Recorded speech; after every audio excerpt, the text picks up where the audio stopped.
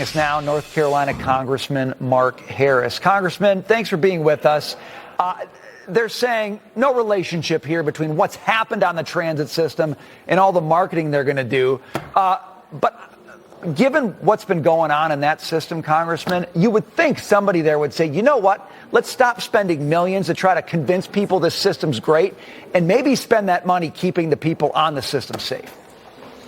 Well, Brian and Dagan, thank you so much for having me tonight, and you're exactly right. I mean, the message that was sent continues to show just how far out the leadership of Charlotte, North Carolina, and their elected officials have come.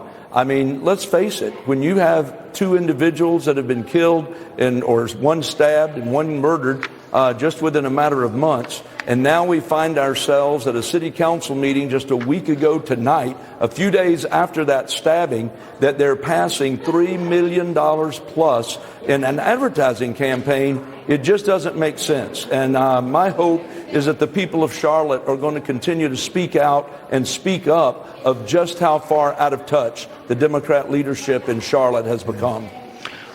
But, Congressman, when will we have bipartisan action from Republicans and Democrats to do something about putting the seriously mentally ill, who are very obviously a danger to themselves and others, in long-term psychiatric facilities? Because the number of hospital beds, state hospital beds for the seriously mentally ill are at a record low. There are fewer than 37,000. There's about 36,000 hospital beds, state hospital beds for the whole country. And more than half of them are taken up by people who are already in the criminal justice system. And quite frankly, North Carolina is one of the absolute worst when it comes to continuing to reduce the number of state psychiatric hospital beds that it has.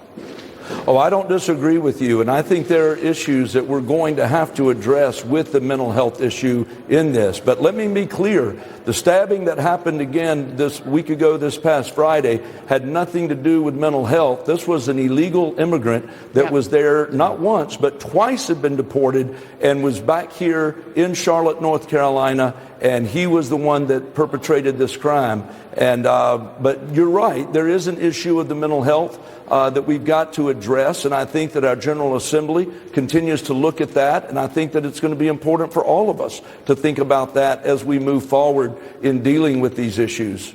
Congressman, we're hearing some inklings that President Trump might be making a trip to North Carolina, not too far from the Charlotte area where you are this week. You know, I think of North Carolina as a pretty well-governed state, a nice place to live. But I see things like this, and I just kind of wonder the direction of how things are going. President Trump coming to the state, is he going to give maybe a shot in the arm and help course correct a little bit with North Carolina? What do you think? You represent the state.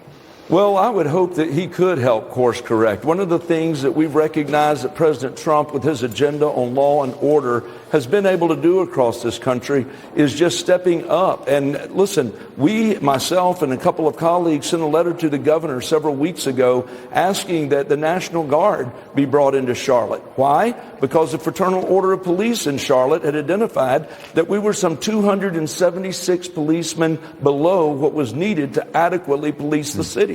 And so we asked for short-term support, bring in the National Guard so police could focus on these crime issues initially while we came up with a better long-term solution of getting these policemen in place. The governor of our state totally has ignored that. The leaders in the city said they didn't think it was necessary, and yet here we have this stabbing that happened on the light rail once again. So listen, and they can spend $3 million in an advertising campaign. If they're interested in trying to convince people that it's safe rather than make them safe, then we've got a serious problem in leadership, and the people have got to hold these elected leaders in Charlotte accountable.